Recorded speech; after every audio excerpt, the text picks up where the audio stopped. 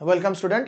তাহলে এর ফার্স্ট পার্টটা তোমরা পেয়ে গিয়েছো। আজকে ফার্স্ট পার্টটা আমি বেশি লেন্দি করিনি, কারণ ছোট ছোট ভিডিও হলে তোমাদের দেখতে সুবিধা হবে। ফার্স্ট পার্টটা আমি ডিটেলে একটু বুঝিয়েছি, অনেকটা স্লোলি, হয়তো বেশিটা পড়াতে পারিনি, কারণ যেটা বলেছিলাম যে সূচিপত্র দেখিয়েছিলাম তোমাদের এইগুলো পড়াবো, পুরোটা পড়াইনি।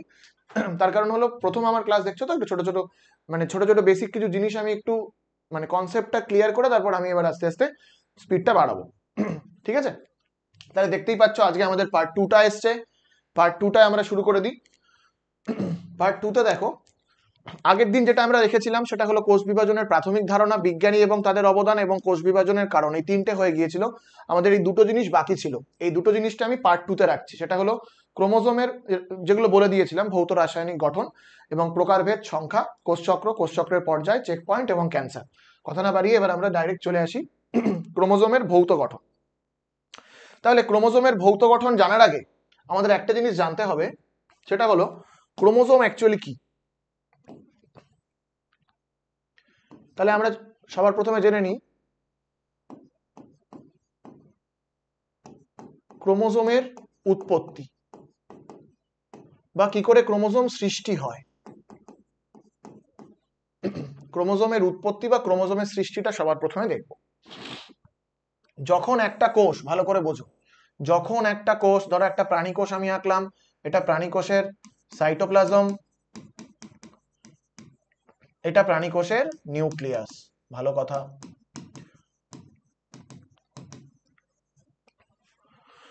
প্রাণী কোষের নিউক্লিয়াসের মধ্যে আমরা এরকম কিছু জালকাকার গঠন দেখতে পাই, প্যাঁচানো এরকম কিছু ফাইবার দেখতে পাই বা সুতোর মতো গঠন দেখতে পাই। আর এখানে একটা ঘন জায়গা দেখতে পাই, এরকম ঘন কিছু স্থানও দেখতে পাই। তাহলে এই যে সুতোর মতো প্যাঁচানো অংশ, এটাকে আমরা কি বলে থাকি? এটাকে আমরা বলে থাকি ক্রোমাটিন বা ক্রোমাটিন জালিকাও অনেকে বলে। ঠিক আছে, বা ক্রোমাটিন ফাইবারসও অনেকে বলে। ঠিক আছে, আর এই যে গোল মতো যে ঘনীভূত অংশ সাইটোপ্লাজম নিউক্লিয়াসের ভেতরে, সেটাকে আমরা কি বলি? এটাকে বলি নিউক্লিওলাস। নিউক্লিওলাস বলা হয়ে থাকে। ঠিক আছে, এবার দেখো, তাহলে এই যে ক্রোমাটিন জালিকায় যে কোষটা, এই যে কোষের ভেতরে ক্রোমাটিন জালিকা দেখছি আমরা, এটা কোষের মধ্যে আমরা কখন দেখতে পাই? এটা কোষের মধ্যে আমরা দেখতে পাই কোষটা যখন বিভাজন করছে না, অর্থাৎ কোষটা যখন ইন্টারফেস দশায় রয়েছে। কোষটা যখন ইন্টারফেস দশায় অবস্থান করছে, অর্থাৎ বিভাজন করছে না, বা বলতে পারি বৃদ্ধি দশা। যখন কোষটা বৃদ্ধি দশায় অবস্থান করছে, যখন ও বিভাজন করছে না, তখন আমরা নিউক্লিয়াসের ভেতরে ক্রোমাটিন জালিকা দেখি। এবার যখন কোষ বিভাজন শুরু করবে, অর্থাৎ আমরা এটা লিখলাম, তাহলে কোষটা এবার ওর ইন্টারফেস শেষ করেছে, মাইটোসিসে প্রবেশ করছে। তাহলে আমরা লিখছি কি? মাইটোসিসে প্রবেশ। যেই মাইটোসিসে প্রবেশ করবে, তখন আমরা কি দেখতে পাবো? এই যে জালিকাগুলো ছিল, সেই জালিকাগুলো, তাহলে ক্রোমাটিন জালিকাটা এরকম পেঁচিয়ে অবস্থান করছিল, এরকম এরকম একটা সুতো। তার মানে ভাবো তোমার ঘরে এরকম একটা উলের সুতো তুমি ঘরে সারা মেঝেতে ছড়িয়ে ছিটিয়ে রেখেছো। এবার তুমি কি করলে? ওটাকে এবার একটা গোটানো শুরু করলে, একটা লাঠির মধ্যে তুমি গোটানো শুরু করলে। ঠিক আছে, এটাও ঠিক একই জিনিস, যে ক্রোমাটিন জালিকা যেটা এরকম পেঁচিয়ে রয়েছে সুতোগুলো, সেই সুতোগুলোকে কোষ পেঁচানো শুরু করলো। কোষ পেঁচানো শুরু করলে আমরা কি দেখতে পাবো? আমরা দেখতে পাবো ওর নিউক্লিয়াসের ভেতরে এরকম কিছু দণ্ডাকার গঠন তৈরি হয়। এরকম কিছু দণ্ডাকৃতি গঠন আমরা দেখতে পাই ওর নিউক্লিয়াসের ভেতরে, এরকম কিছু গঠন, যেই গঠনগুলোকে বলা হয়ে থাকে ক্রোমোজোম। এটাকেই আমরা বলছি ক্রোমোজোম। ঠিক আছে, তাহলে কি দেখলাম? এই যে ক্রোমাটিন জালিকা, ক্রোমাটিন জালিকাটা হলো অঘনীভূত রূপ, মনে থাকবে। এটা এবার যখন ঘনীভূত হবে, অর্থাৎ এদের যখন কি ঘটবে? এদের ঘটবে ঘনীভবন।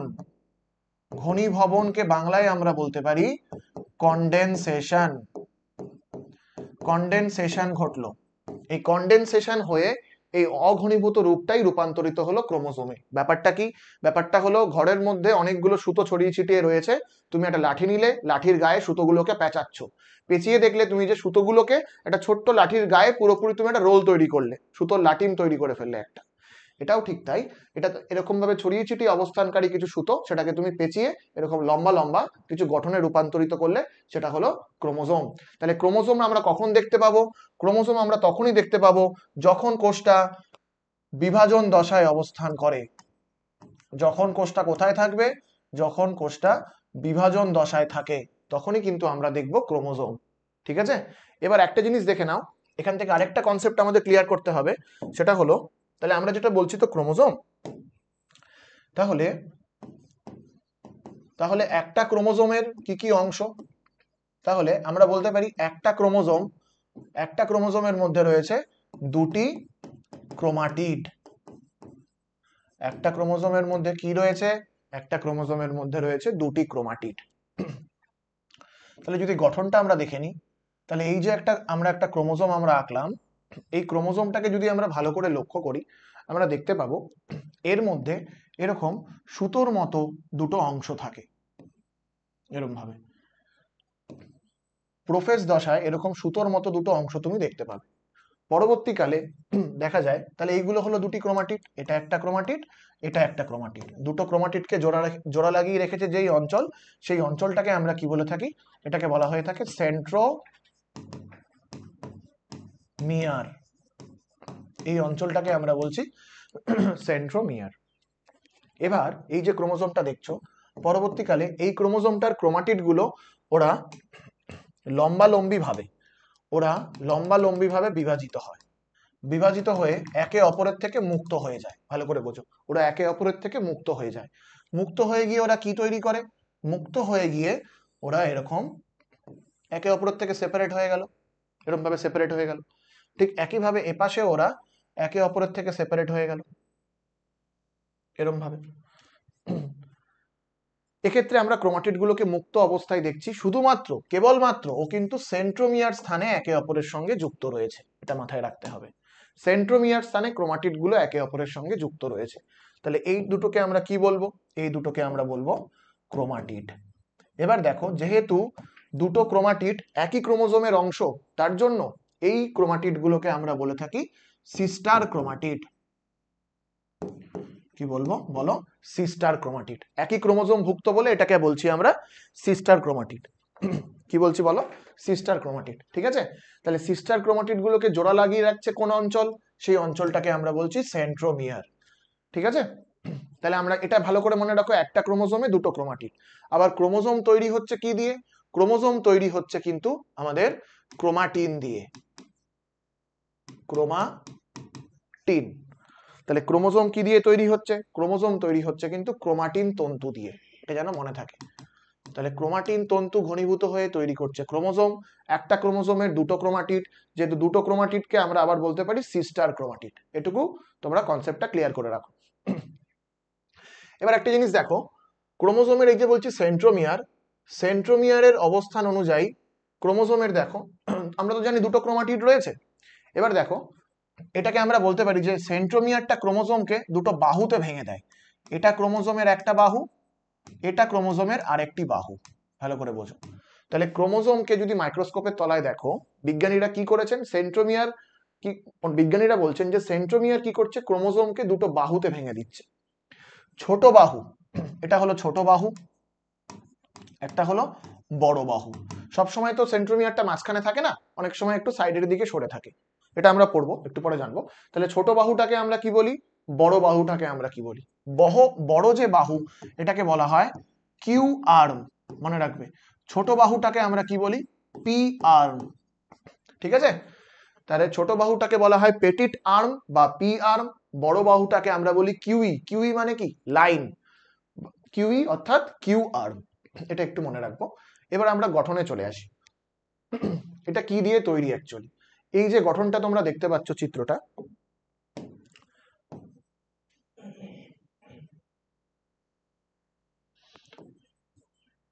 তাহলে এই যে গঠনটা তোমরা দেখতে পাচ্ছ, চলো একটু দেখে নিই আমরা গঠনটা ভালো করে। তাহলে একটা ক্রোমোজোমের ভৌত গঠন বা বাহ্যিক গঠন বা মরফোলজিক্যাল বা অঙ্গ সংস্থানিক গঠন একই জিনিস আমরা অনেকভাবে দেখছি। তাহলে তাহলে এক সেকেন্ড দাঁড়াও, একটা স্লাইড মনে হয় আমার মিসিং হয়ে গিয়েছে, সেটা একটু বলে দিই। হ্যাঁ, এখানে আরেকটা জিনিস একটু দেখে নেবো। সেটা হলো এই যে আমরা বলছি যে ক্রোমোজোমের আবিষ্কর্তা তো আমরা বললাম ওয়াল্ডেয়ার। ক্রোমোজোম ক্রোমোজোম এই যে ওয়ার্ডটা এসছে দুটো ওয়ার্ড থেকে, দুটো গ্রিক ওয়ার্ড থেকে এসছে। একটা হলো ক্রোমা মানে হলো কালার বা বলতে পারি রং, বর্ণ। আর এটা এসছে সোমা কথার অর্থ হলো বডি বা দেহ, অর্থাৎ এটাকে রঞ্জিত করার পর আমরা দেখতে পাই। তাহলে ক্রোমোজোম হলো সেলের মধ্যে, নিউক্লিয়াসের মধ্যে এমন একটা গঠন যেটাকে আমরা কালার করে দেখতে পাই বা আফটার স্টেনিং, রং করার পর বা রঞ্জিত করার পর ওদের দেখতে পাই, একটা ঘন রং নেয়। ঠিক আছে, সেটা হলো ক্রোমোজোম। এবার যেটা জানতে হবে সেটা হলো, সবসময় এটা জানবে যে তাহলে ক্রোমোজোম কাকে বলে একটু বই থেকে আমরা পড়ে নেবো। কি বলছে দেখো, তাহলে ক্রোমোজোমকে আমরা কি বলতে পারি? ক্রোমোজোম তৈরি হচ্ছে কোথা থেকে? নিউক্লিয় জালিকা। তাহলে বলতে পারি নিউক্লিয় জালিকা থেকে উৎপন্ন, কি বললাম? নিউক্লিয় জালিকা থেকে উৎপন্ন ক্রোমোজোমের উপাদান কি? ক্রোমোজোমের উপাদান হলো প্রোটিন ও নিউক্লিক অ্যাসিড দ্বারা গঠিত। নিউক্লিক অ্যাসিড দ্বারা গঠিত, কি বললাম? তাহলে নিউক্লিয় জালিকা থেকে উৎপন্ন প্রোটিন ও নিউক্লিক অ্যাসিড দ্বারা গঠিত স্বপ্রজননশীল। কি হলো তাহলে দেখো, তাহলে স্বপ্রজননশীল মানে নিজের উৎপাদন সম্পন্ন করতে পারে, অর্থাৎ নিজের উৎপাদন বা সিনথেসিস নিজেই করতে পারে। স্বপ্রজননশীল যে সূত্রাকার গঠন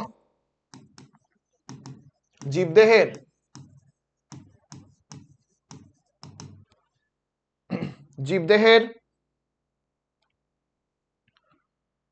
বলতে পারি বংশগতির সকল বৈশিষ্ট্য বহন করে। কি লিখলাম?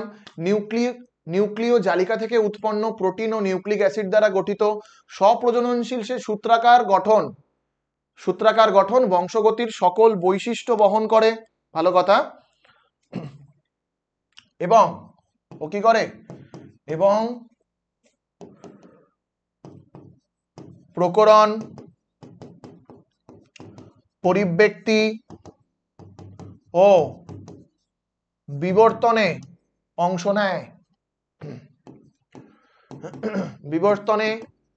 নেয়। তাকে আমরা কি বলি? তাকে ক্রোমোজোম বলি। এরপরে একটা জিনিস জানবো আমরা, তাকে ক্রোমোজোম বলে বা বলা হয়, একই জিনিস। এটা মাথায় রাখতে হবে আমাদের। তাহলে দেখো, এটা একটা কমপ্লিট ডেফিনেশন। এখানে আমরা দেখলাম নিউক্লিয় জালিকা বা ক্রোমাটিন জালিকা থেকে তৈরি, প্রোটিন এবং নিউক্লিক অ্যাসিড দ্বারা নির্মিত। এটা মাথায় রাখবো। কোন ধরনের নিউক্লিক অ্যাসিড? মূলত ডিএনএ, অল্প কিছু পরিমাণ আরএনএও থাকে এবং কিছু প্রোটিন থাকে। কি ধরনের প্রোটিন? Histone protein. স্বপ্রজননশীল মানে এটাকে বলা হয় সেলফ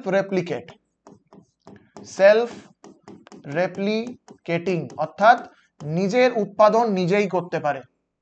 যে সূত্রাকার গঠন জীবদেহের বংশগতির সকল বৈশিষ্ট্য বহন করে। এবং প্রকরণ মানে কি? প্রকরণ মানে হলো বিভেদ, ইংরেজিতে বলা হয় ভেরিয়েশন। পরিব্যক্তি ইংরেজি নাম কি? মিউটেশন। এবং বিবর্তন ইংরেজি নাম কি? ইভলিউশন। ইংরেজি নামগুলো একটু আমরা জানবো। এতে সাহায্য করছে সেই গুরুত্বপূর্ণ জিনিসটাকেই আমরা বলছি ক্রোমোজোম। ঠিক আছে, এবার একটা জিনিস জানো, যে কোনো প্রজাতির ক্ষেত্রে ক্রোমোজোম সংখ্যা কিন্তু, তার মানে আমরা কি বলতে পারি?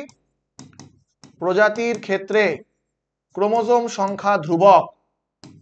প্রজাতির ক্ষেত্রে ক্রোমোজোম সংখ্যা সর্বদা কি থাকবে? ধ্রুবক থাকে, মানে কনস্ট্যান্ট থাকে, কখনোই এটা কিন্তু বেড়ে যাবে না বা কমে যাবে না। যেমন আমরা দেখব মানুষের ক্ষেত্রে ক্রোমোজোম সংখ্যা কত? 46 বা বলতে পারি 23 জোড়া হলো। তাহলে 23 জোড়া ক্রোমোজোম কার রয়েছে? মানুষের রয়েছে। এবার যদি দেখে নি ইস্টের ক্ষেত্রে কত? ইস্টের ক্ষেত্রে ক্রোমোজোম হলো 32টি ক্রোমোজোম, ঠিক আছে। ড্রসোফিলা বা যেটাকে বলা হয় ফল মাছি, ড্রসোফিলার ক্ষেত্রে ক্রোমোজোম সংখ্যা কিন্তু হবে 8টি, এটা মনে রাখবো, ঠিক আছে। এরকম বিভিন্ন জীবের কিন্তু ক্রোমোজোম সংখ্যা রয়েছে, প্রত্যেকের ক্ষেত্রেই কিন্তু আলাদা আলাদা। এবার যদি বলি আলু, যেই নর্মালি আমরা আলু খাই তরকারিতে, পটাটো, আলুর চিপস আমরা খাই, তার ক্রোমোজোম সংখ্যা কত জানো? 48। তাহলে এবার তোমাদের সামনে আমি একটা কোশ্চেন রাখছি, তাহলে মানুষের ক্রোমোজোম সংখ্যা হলো 46, কিন্তু আলুর ক্রোমোজোম সংখ্যা হলো 48, তাহলে কি আলু আমাদের থেকে উন্নত? কি হবে? এটা কখনো ভেবে দেখেছি? তাহলে আলুর ক্রোমোজোম বলছি 48, সেখানে মানুষের ক্রোমোজোম হলো 46, এটা একটা অদ্ভুত ব্যাপার হয়ে গেল না? তাহলে আলুর আমাদের মতো কথা বলতে পারে না, কিছুই করতে পারে না, কিন্তু ওর ক্রোমোজোম আমাদের থেকে বেশি। কিন্তু আমরা দেখো সব পারি, আমরা সবচেয়ে জটিল একটা জীব, তার ক্রোমোজোম বলছে মাত্র 46টা। তাহলে কি করে তফাৎটা হচ্ছে? এখানে একটা কনসেপ্ট জানতে হবে, যে এটা সব সময় জেনে রাখো, তাহলে এটা থেকে আমরা এটাই বুঝতে পারছি যে কোনো জীবের জটিলতা, কোনো জীবের জটিলতা কখনোই ক্রোমোজোম সংখ্যার উপর নির্ভরশীল নয়, কখনোই ক্রোমোজোম সংখ্যার উপর নির্ভর করে না।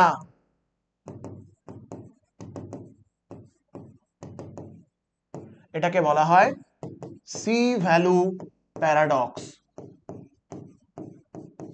ঠিক আছে। এটাকে আমরা কি বলবো? এটাকে বলবো সি ভ্যালু প্যারাডক্স। ওকে, এরপরে একটা জিনিস আমরা একটু জেনে নেব। এরপরে যেটা জানতে হবে সেটা হলো সি ভ্যালু তাহলে কি? সি ভ্যালু বা এটাকে বলা যেতে পারে কট ভ্যালু, এটা কি? চলো এটা দেখে নিই। সি ভ্যালু হলো কোনো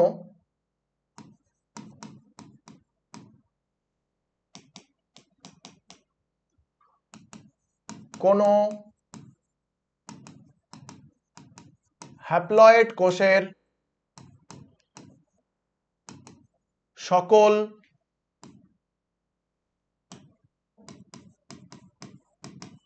ডিএনএর পরিমাণ। তাহলে সি ভ্যালু কি? কোনো হ্যাপ্লয়েড কোষের সকল প্রকার ডিএনএর পরিমাণ কে বলা হয় সি ভ্যালু, বা এটাকে বলতে পারি ডিএনএর অ্যামাউন্ট, ডিএনএর পরিমাণ। ডিএনএর পরিমাণ কত সেটাকেই আমরা প্রকাশ করে থাকি কোষের ক্ষেত্রে সি ভ্যালু দিয়ে প্রকাশ করে থাকি, পরিমাণ হলো।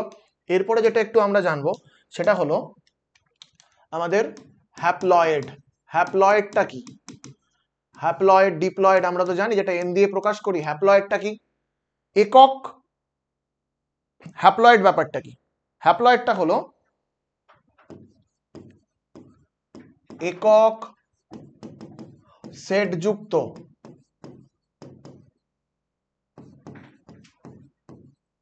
তাহলে কি বললাম?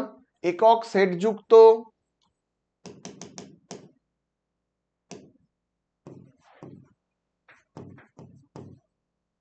তাহলে কি লিখলাম আমরা? একক সেট যুক্ত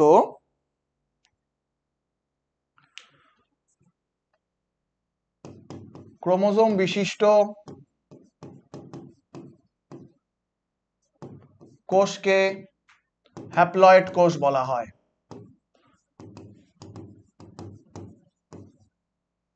যেটাকে আমরা এন অক্ষর দিয়ে প্রকাশ করে থাকি। তাহলে একক সেট যুক্ত ক্রোমোজোম বিশিষ্ট কোষকে হ্যাপ্লয়েড কোষ বলা হচ্ছে। তাহলে ডিপ্লয়েড কোষটা আবার কি?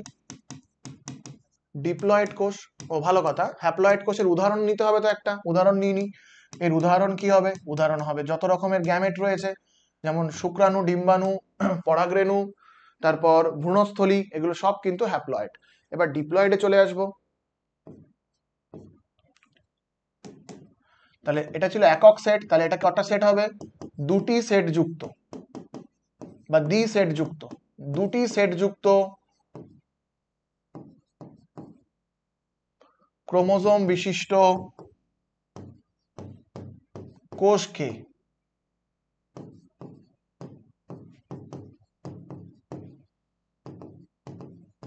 ডিপ্লয়েড কোষ বলে, এটা মনে রাখতে হবে। ঠিক আছে, উদাহরণ কি হবে ডিপ্লয়েডের? ডিপ্লয়েডের উদাহরণ হবে আমাদের দেহকোষ, বা যেটাকে বলা হয়ে থাকে সোমাটিক কোষ, সোমাটিক সেল। হলো, চলো এবার ট্রিপ্লয়েড হলে কি হবে? ট্রিপ্লয়েড ট্রিপ্লয়েড ট্রিপ্লয়েড ট্রিপ্লয়েডটা তাহলে কি 3n, মানে তিনটে সেটে অবস্থান করবে। তার মানে এখানে কটা সেট থাকবে ক্রোমোজোমের? তিনটি ক্রোমোজোমের সেট।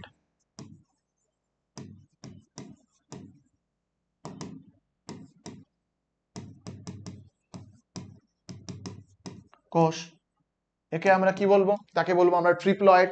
ট্রিপ্লয়েডের এক্সাম্পলে চলে আসবো। ট্রিপ্লয়েডের এক্সাম্পল কি হবে? তোমরা জানো সপুষ্পক উদ্ভিদের শস্য বা এন্ডোস্পার্ম, এটা কিন্তু হয়ে থাকে ট্রিপ্লয়েড প্রকৃতির। হলো, চলো এরপরে যেটা আমাদের জানতে হবে সেটা হলো, দাঁড়াও কিছু মিস করলাম, haploid, diploid, triploid, C value. না, এখান থেকে আর সেরকম বলার তো এই মুহূর্তে মনে পড়ছে না। না ঠিক আছে, বলে দিয়েছি। এরপরে সেটা জানবো, সেটা হলো জিনোম। জিনোম কাকে বলে এটাও কিন্তু খুব দরকার। জিনোমটা কি? জিনোমটা হলো হ্যাপ্লয়েড সেট সংখ্যক ক্রোমোজোম জিনের সমষ্টিকে জিনোম বলা হয়। কি বললাম? হ্যাপ্লয়েড সেট সংখ্যক, হ্যাপ্লয়েড সেট সংখ্যক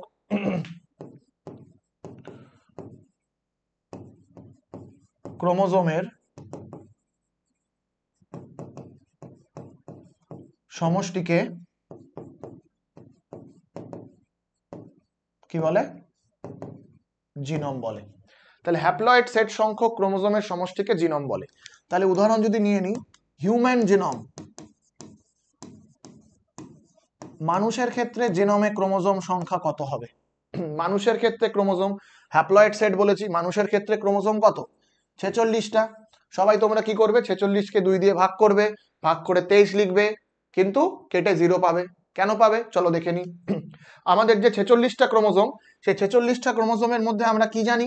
আমরা জানি 44টা হলো দেহ ক্রোমোজোম বা অটোজোম। আর পাই কি আমরা? আর পাই আমরা মেয়েদের ক্ষেত্রে 2টো এক্স ক্রোমোজোম, অথবা ছেলেদের ক্ষেত্রে একটা এক্স ক্রোমোজোম বা ওয়াই ক্রোমোজোম, যেটাকে বলা হয় সেক্স ক্রোমোজোম বা অ্যালোজোম। তাহলে হিউম্যান জেনোমে কতগুলো ক্রোমোজোম থাকবে? অটোজোমকে 2 দিয়ে ভাগ করব, কারণ ছেলে এবং মেয়ে উভয়ের ক্ষেত্রেই সমান সমান থাকে। তার মানে এখানে হবে 22খানা অটোজোম। আর কি থাকবে? মেয়েদের ক্ষেত্রে দেখো দুটোই সেম সেক্স ক্রোমোজোম রয়েছে, তাহলে এই দুটোকে আমরা কি বলি? এই দুটোকে আমরা বলে থাকি অ্যালোজোম বা সেক্স ক্রোমোজোম, তাই তো? তাহলে দুটো যেহেতু একই এক্স ক্রোমোজোম রয়েছে, তাহলে একটা এক্স ক্রোমোজোম নেব। তাহলে এখানে একটা এক্স ক্রোমোজোম নিলাম, তাহলে একটা এক্স ক্রোমোজোম হলো। তাহলে এখানে আমরা কি নিলাম? সাদা রং দিয়ে লিখি, একটি এক্স ক্রোমোজোম নিলাম। আর ছেলেদের, যদি মেয়েদের ক্ষেত্রে সমান আছে বলে একটা এক্স ক্রোমোজোম নিলাম, কিন্তু মেয়েদের ক্ষেত্রে কি হবে বাবা? মেয়েদের ক্ষেত্রে দেখো, সরি, মেয়েদের ক্ষেত্রে একই থাকছে, তাহলে ছেলেদের ক্ষেত্রে যদি আমরা দেখি কি দেখতে পাবো? একটা এক্স ক্রোমোজোম আর একটা ওয়াই ক্রোমোজোম। ঠিক আছে, তার মানে দেখো তাহলে একটা এক্স ক্রোমোজোমও নিতে হবে ছেলেদের জন্য, আবার একটা ওয়াই ক্রোমোজোমও নিতে হবে। তার জন্য এখানে আমরা আরেকটা ওয়াই ক্রোমোজোমও ধরবো। তাহলে যোগ করব, 22 যোগ 1 প্লাস 1 কত আসছে? 24টি। তাহলে হিউম্যান জেনোমে কতগুলো ক্রোমোজোম থাকে? হিউম্যান জেনোমে কিন্তু আমাদের ক্রোমোজোম রাখতে হবে 24টি, এটা যেন মাথায় থাকে। হলো, চলো এর পরেরটা যেটা জানবো, পরেরটা যেটা জানতে হবে সেটা হলো ক্রোমোজোম সংখ্যা। ক্রোমোজোম সংখ্যা, ক্রোমোজোম সংখ্যা কিছু কিছু জীবের ক্ষেত্রে আমরা একটু দেখে নেব। তাহলে ক্রোমোজোম সংখ্যার ক্ষেত্রে এটাকে যদি আমরা এরকম ভাবে লিখি, নাম্বার 1 বলছি সবচেয়ে কম, সবচেয়ে কম ক্রোমোজোম সংখ্যা কাদের রয়েছে। এবার নাম্বার 2 যেটা দেখব, সবচেয়ে বেশি, সবচেয়ে বেশি ক্রোমোজোম সংখ্যা কাদের রয়েছে। তাহলে সবচেয়ে কম ক্রোমোজোম সংখ্যা রয়েছে, সবার প্রথমে দেখে নেব, একটা উদ্ভিদের নাম জানবো, একটা প্রাণীর নাম জানবো। সবার প্রথমে যেটা জানবো সেটা হলো একটা উদ্ভিদ, তারপরে যেটা জানবো একটা প্রাণী। তাহলে সবচেয়ে কম সংখ্যক ক্রোমোজোম বিশিষ্ট একটি উদ্ভিদের নাম যদি আমরা বলি, তোমরা সবাই নামটা শুনেছো, সেটা হলো মিউকর।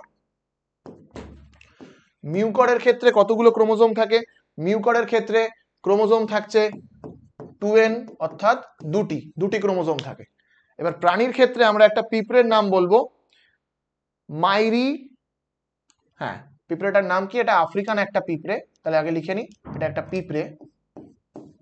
কি পিঁপড়ে? আফ্রিকান পিঁপড়ে। দাঁড়াও,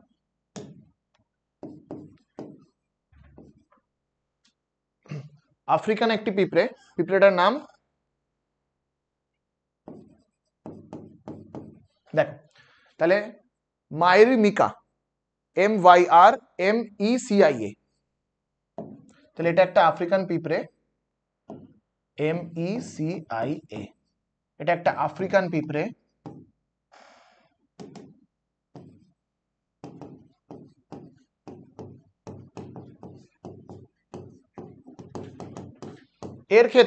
এর ক্ষেত্রে ক্রোমোজোম কিন্তু লিঙ্গভেদে একটি এবং দুটি হয়ে থাকে, ঠিক আছে? পুরুষদের ক্ষেত্রে একটি এবং স্ত্রীলোকের ক্ষেত্রে দুটি। তাহলে এই যে প্রথমে আমি এক লিখেছি, এটা কাদের ক্ষেত্রে? এটা হলো পুরুষ পিঁপড়ের ক্ষেত্রে। আর এটা কাদের ক্ষেত্রে? এটা হলো স্ত্রী পিঁপড়ের ক্ষেত্রে, ঠিক আছে? এটা মনে রাখবো। এরপরে সবচেয়ে বেশি সংখ্যক ক্রোমোজোম আমরা একটা প্রাণী দেখবো, একটা উদ্ভিদ দেখবো। সবার প্রথমে যেটা দেখে নেবো, উদ্ভিদ একটা ফার্ন, বুঝেছো? একটা উদ্ভিদ দেখবো, আর একটা দেখে নেবো আমরা একটা প্রাণী, ঠিক আছে? তাহলে উদ্ভিদের মধ্যে যার নামটা মনে রাখতে হবে সেটা হলো অফিওগ্লোসাম। অফিওগ্লোসাম। আর প্রাণীর ক্ষেত্রে সেটা হবে অ্যালাকান্থা। ভালো করে মনে রাখবে, এই প্রাণীটা কিন্তু প্রচুর দেয়, অ্যালাকান্থা। অ্যালাকান্থার হলো 1600, অ্যালাকান্থার হলো 2n = 1600। আর এই যে ফার্নটা বলেছিলাম, এর হলো 1260, 1260। এটা মনে রাখবো আমরা, এটা একটু দেখে নিলাম। এটা এটা এটা অনেক সময় এমসিকিউতে দেয়। তারপরে যেটা জানবো সেটা হলো মূলত আমাদের, এবার আমরা ক্রোমোজোমের স্ট্রাকচারে চলে আসি। এই পেজটা লাগবে না। চলো ক্রোমোজোমের ভৌত গঠনে চলে আসছি। দেখো, ক্রোমোজোমের ভৌত গঠন বলতে আমরা কি বুঝছি? ক্রোমোজোমের ভৌত গঠনে দেখো কি কি মূল জিনিস আমরা দেখতে পাচ্ছি। তাহলে ভৌত গঠন মানে হলো মরফোলজিক্যাল স্ট্রাকচার, বাইরে থেকে বাহ্যিক গঠন। প্রথম যে জিনিসটা দেখতে পাবো ক্রোমোজোমের, সেটা হলো ক্রোমোনিমাটা। তারপর যেটা দেখবো সেটা হলো ক্রোমাটিড। 3 নম্বর যেটা দেখবো সেটা হলো ক্রোমোমিয়ার। জিনিসগুলো তোমরা পড়ে এসছো, তবে ছোট করে একটু দেখে নেবো। 4 নম্বর আমরা দেখে নেবো মুখ্য খাজ। দেখবো আমরা মুখ্য খাজ। 5 নম্বর আমরা দেখবো গৌণ খাজ, কনস্ট্রিকশন দেখা যায়। 6 নম্বর আমরা দেখে নেবো স্যাটেলাইট। 7 নম্বর আমরা দেখবো সেটা হলো টেলোমিয়ার। এটা ছোট ছোট করে দেখে নিই আমরা। তাহলে ক্রোমোনিমাটাটা কি? তাহলে ক্রোমোনিমাটা হলো সূক্ষ্ম তন্তু। ইন্টারফেস দশায় তো এটা ক্রোমোজোম রূপে থাকে না, তার জায়গায় ক্রোমাটিন জালিকা যে তন্তু দ্বারা গঠিত, সেই তন্তুটাকেই আমরা বলছি ক্রোমোনিমাটা। তার মানে এটা সবসময় মনে রাখবে, সেটা হলো ইন্টারফেজ দশায় উপস্থিত সূক্ষ্ম তন্তু। সেই তন্তুটাই পরবর্তীকালে ঘনীভূত রূপ নেবে। ঘনীভূত রূপ নিয়ে ওরা কিসে রূপান্তরিত হবে? এরাই কিন্তু পরবর্তীকালে ঘনীভূত হয়ে বা কুণ্ডলীকৃত হয়ে তৈরি করবে কিন্তু ক্রোমাটিড, ঠিক আছে? তাহলে আমরা কি দেখতে পেলাম? আমরা এটাই দেখতে পেলাম যে এই যে ক্রোমোনিমাটা তন্তু, এটা কি হবে? ক্রোমোনিমাটা তন্তু ঘনীভূত হয়ে, এই ঘনীভূতকে অনেক সময় বলা যেতে পারে কয়েলিং, পেঁচিয়ে, এদের মধ্যে প্রচুর পরিমাণে কয়েলিং ঘটবে, বারবার পেঁচাচ্ছ, পেঁচিয়ে পেঁচিয়ে পেঁচিয়ে যে ক্রোমোজোম গঠিত হচ্ছে, সে ক্রোমোজোমের মধ্যে ক্রোমাটিড রয়েছে, তাহলে ক্রোমোনিমাটা তন্তু ঘনীভূত হয়ে ক্রোমোজোমের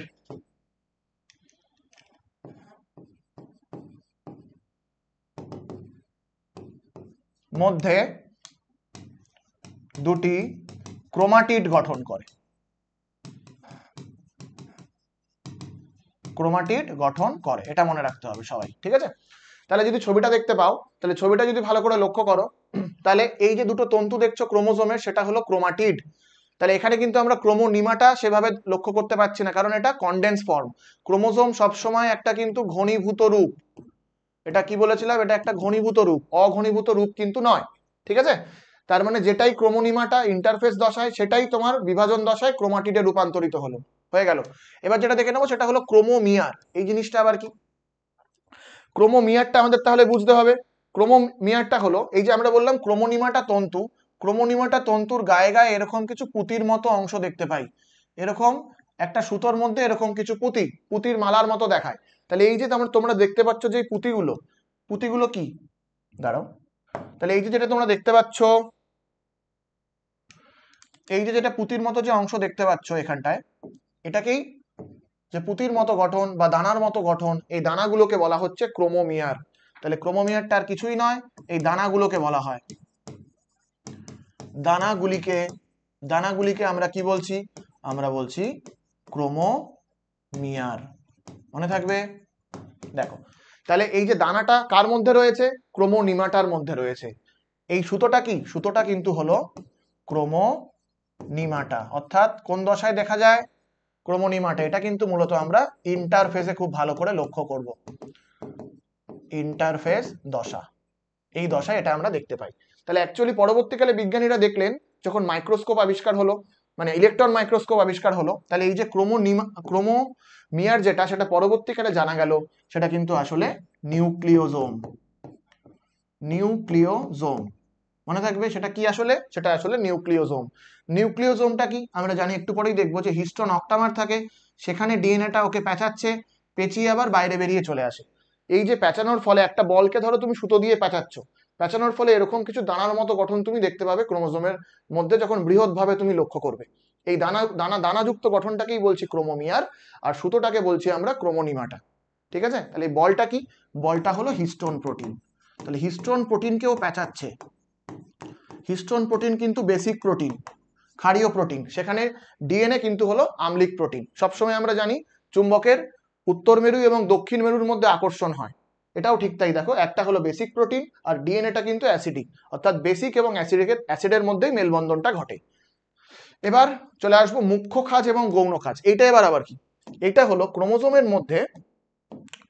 মধ্যে আমরা এরকম কিছু অঞ্চল দেখতে পাই, যেই অঞ্চলটাকে, দেখো, ক্রোমোজোমের মধ্যে আমরা এরকম কিছু অঞ্চল দেখতে পাই, যাকে বলছি মুখ্য খাঁজ এবং যাকে বলছি গৌণ খাঁজ। সেটা আবার কি? এর মধ্যে কিছু কনস্ট্রিকশন আমরা দেখতে পাই। কনস্ট্রিকশনটা কি? কনস্ট্রিকশনটা কখন দেখতে পাই? যখন একটা ক্রোমোজোমকে আমরা স্টেন করছি, রং করে যখন মাইক্রোস্কোপের তলায় দেখব, তখন এর ভেতরে কিছু রঞ্জিত অঞ্চল আমরা দেখতে পাবো, ঠিক আছে? সেগুলোকেই মূলত বলা হচ্ছে খাঁজ। তাহলে খাঁজটা একটু দেখে নিই। তাহলে ক্রোমোসোমটা কিন্তু রঞ্জিত অংশ, কিন্তু খাঁজের জায়গায় কিন্তু ওরা রঞ্জিত হচ্ছে না বলে সেটাকে কিন্তু আমরা খাঁজ বলছি। তাহলে দেখে না, মুখ্য খাঁজটা কি? মুখ্য খাঁজটা হলো ক্রোমোসোমকে রং করার পর যেই অঞ্চলটা রঞ্জিত হচ্ছে না, তার মানে অরঞ্জিত অঞ্চল বলতে পারি, অরঞ্জিত অঞ্চল, যার মধ্যে একটা গ্রুপ বা খাঁজ দেখতে পাবো, সেটাকেই বলছি আমরা মুখ্য খাঁজ। তাহলে অরঞ্জিত অঞ্চল খাঁজের ন্যায় গঠন, তাকেই বলছি মুখ্য খাঁজ। এবার মুখ্য খাঁজ কেন বলছি, আরেকটা জিনিস মাথায় রাখবে, মুখ্য খাঁজের এখানে আরেকটা গুরুত্বপূর্ণ জিনিস থাকে, যেটাকে আমরা বলে থাকি সেন্ট্রোমিয়ার। যেটা প্রথমে একটু বলছিলাম তোমাদের। তাহলে সেন্ট্রোমিয়ার জিনিসটা কি? সেন্ট্রোমিয়ার হলো মুখ্য খাঁজের মধ্যে অবস্থিত এমন একটি গুরুত্বপূর্ণ অঞ্চল, যে কি করছে, দুটো ক্রোমাটিডকে ধরে রাখে। এর দুটো কাজ আমি তোমাদের বলবো। একটা হলো ক্রোমাটিড গুলোকে ধরে রাখা, ক্রোমাটিড দুটিকে সংযুক্ত রাখা, আরেকটা কি, আরেকটা আমরা বলতে পারি ক্রোমোজোম গুলোকে সংযুক্ত, ক্রোমাটিড দুটিকে সংযুক্ত রাখা। আরেকটা হলো কোষ বিভাজনের সময় বেম তন্তুর সাথে যুক্ত রাখা। এই দুটো মনে রাখবে, এই দুটো হলো এর মূল কাজ। তাহলে এখানে যেটা দেখলাম যে সেন্ট্রোমিয়ার যেটা বললাম, এবার সেন্ট্রোমিয়ারে এই যে কথাটা বললাম না যে বেম তন্তুর সঙ্গে যুক্ত রাখে, সেটাকে একটু ভালো করে আমাদের বুঝতে হবে। তাহলে বেম তন্তুর সাথে যুক্ত রাখে ব্যাপারটা কি, যদি এটা দেখে নিই আমরা একটা সেন্ট্রোমিয়ার, এখানে ক্রোমোজোমটা গেছে, এখানে ক্রোমোজোমটা গেছে, সিমিলারলি এখানে ক্রোমোজোমটা এসছে, এখানে ক্রোমোজোমটা এসছে, তাহলে এই মাঝের যে অংশটাকে বলছি এটাকে আমরা বলছি সেন্ট্রোমিয়ার। মাঝের অংশটাকে আমরা বলছি, এটাকে বলছি আমরা সেন্ট্রোমিয়ার। সেন্ট্রোমিয়ার সবসময় জানবে যেই খাঁজে অবস্থান করে সেটা মধ্যবর্তী একটি খাঁজ হয় সাধারণত, সেটাকে আমরা বলে থাকি মুখ্য খাঁজ। ঠিক আছে, সেটাকে আমরা কি বলছি, সেটাকে আমরা বলছি মুখ্য খাঁজ। তাহলে এবার দেখো এই যে সেন্ট্রোমিয়ারে পরবর্তীকালে বিজ্ঞানীরা দেখলেন সেন্ট্রোমিয়ার সরাসরি বেমতন্তুর সাথে যুক্ত হয় না, তার জায়গায় কে থাকে, তার জায়গায় দেখা গেল এরকম কিছু চাকতির মতো, ডাম্বেলের মতো কিছু গঠন দেখা যায়, এরকম একটা অঞ্চল দেখতে পাই, চাকতির মতো গঠন। তাহলে এই যে দুটো চাকতি দেখলাম, এই দুটো চাকতিযুক্ত অঞ্চলকে আমরা বলে থাকি কাইনেটোকোর। এটাকে কি বলছি, কাইনেটোকোর। তাহলে দেখো একটা ক্রোমাটিডের এপাশে একটা কাইনেটোকোর আছে, আবার ওই পাশে কিন্তু আরেকটা কাইনেটোকোর থাকছে, কাইনেটোকোর। এবার কাইনেটোকোরের কাজ কি, কাইনেটোকোরের কাজই হলো বেম তন্তুর সাথে যুক্ত রাখা, কাকে, ক্রোমোজোমকে। তাহলে ক্রোমোজোম, তাহলে এটা কি, এটা হলো বেম তন্তু।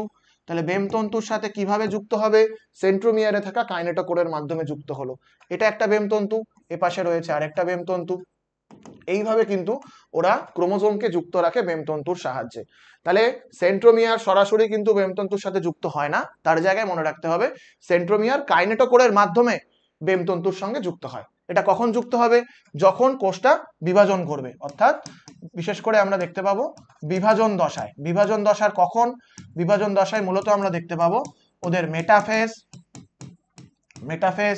ওদের অ্যানাফেজ, এই দুটো ফেজে খুব ভালোভাবে আমরা লক্ষ্য করব। ঠিক আছে, এবার দেখো যেটা বলছি যে সেন্ট্রোমিয়ার, সেন্ট্রোমিয়ারের অবস্থান অনুযায়ী ক্রোমোজোমকে আমরা ভাগ করতে পারি। সেন্ট্রোমিয়ারের অবস্থান ছোটবেলায় পড়েছো, অর্থাৎ মাধ্যমিকে পড়েছো। সেন্ট্রোমিয়ারের অবস্থান, সেন্ট্রোমিয়ারের অবস্থান অনুযায়ী ক্রোমোজোমদের আমরা মাইক্রোস্কোপের তলায় অ্যানাফেজ দশায় খুব ভালোভাবে দেখতে পাই।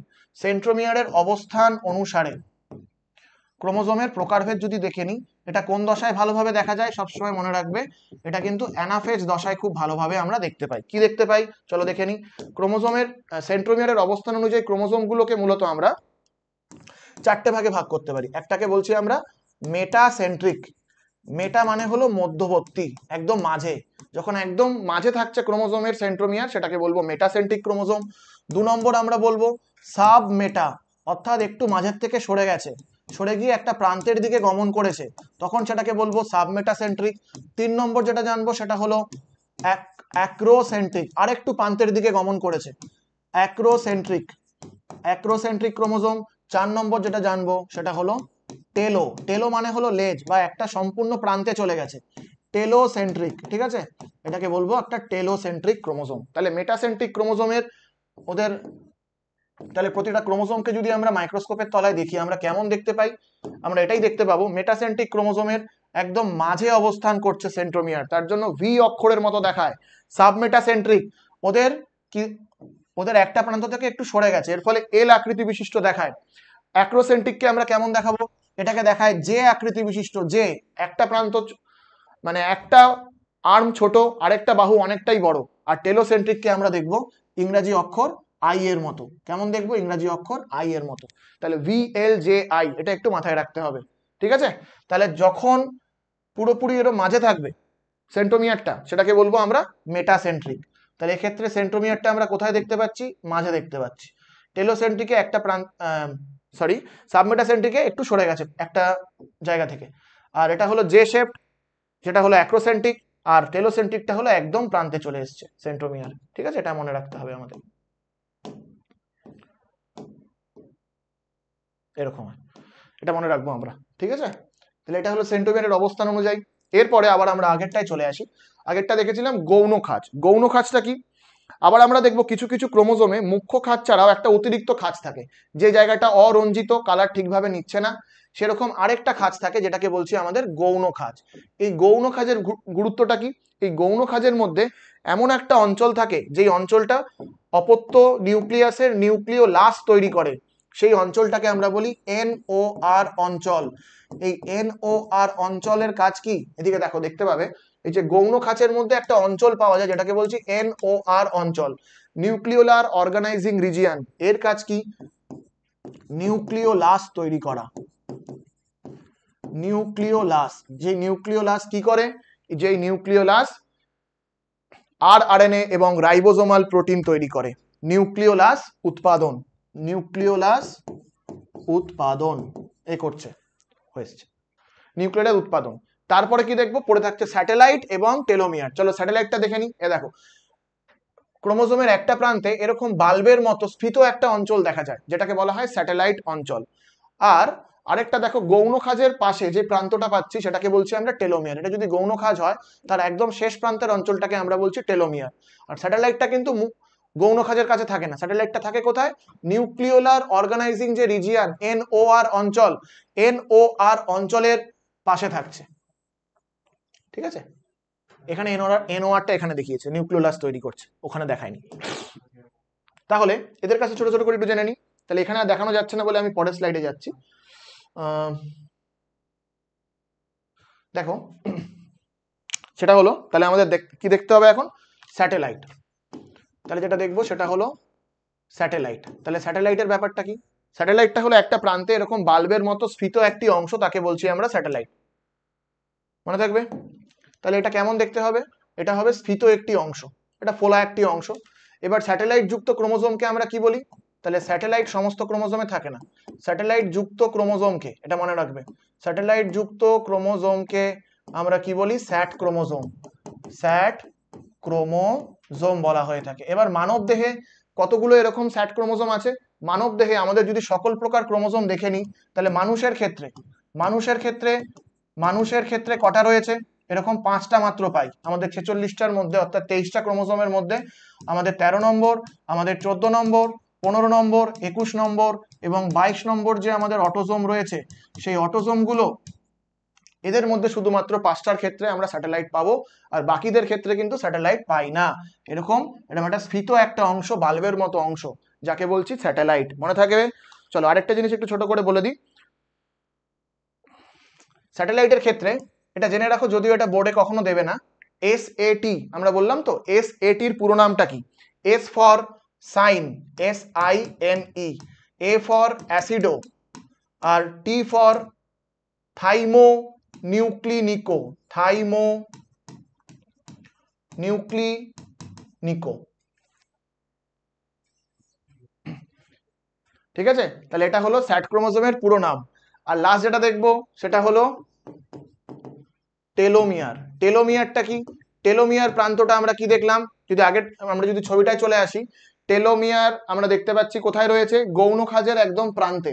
তাহলে টেলোমিয়ারের কাজটা কি? টেলোমিয়ারের কাজটা হলো ক্রোমোজোমের দৈর্ঘ্য বজায় রাখা। তাহলে এর কাজ কি সবার প্রথমে জানবো?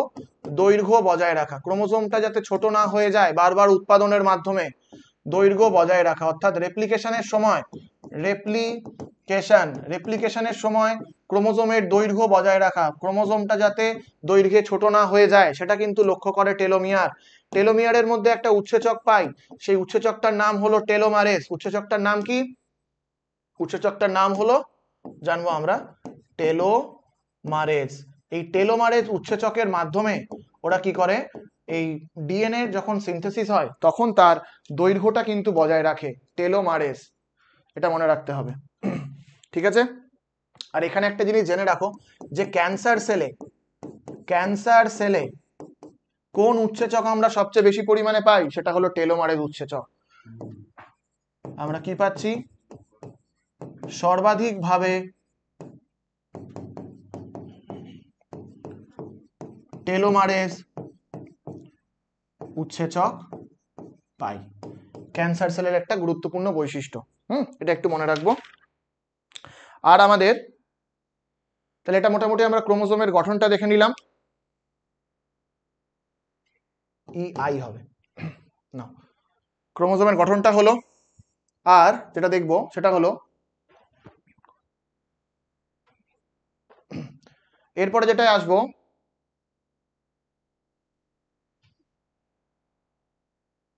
দেখো তাহলে আমরা আজকে কি কি দেখলাম। তাহলে আজকে মূলত যেগুলো আমরা দেখে নিলাম সেটা হলো ক্রোমোজোম রিলেটেড, মূলত এই জায়গাটা আমরা ভালো করে দেখলাম। শুধু ক্রোমোজোমের একটা জায়গা আমাদের বাকি থেকে গেল, সেটা হলো ক্রোমোজোমের রাসায়নিক গঠন। দেখো অলরেডি ক্লাসটার টাইমিং কিন্তু আমাদের হয়ে গিয়েছে প্রায় 40 মিনিটের বেশি। এবার দেখো একটা রিসার্চ করে দেখা গেছে, বাচ্চারা মানে মনোবিদরা রিসার্চ করে দেখেছে যে একটা বাচ্চা কতক্ষণ পড়াশোনায় মন রাখতে পারে। দেখেছে যে 15 মিনিটের বেশি মনে রাখতে পারে না। ঠিক আছে, তাহলে ভিডিও হয়ে যাচ্ছে 40 মিনিট, 1 ঘন্টা, 2 ঘন্টা, তোমাদের মন তো অন্যদিকে চলে যাবে, মন থরি পড়াশোনায় থাকবে।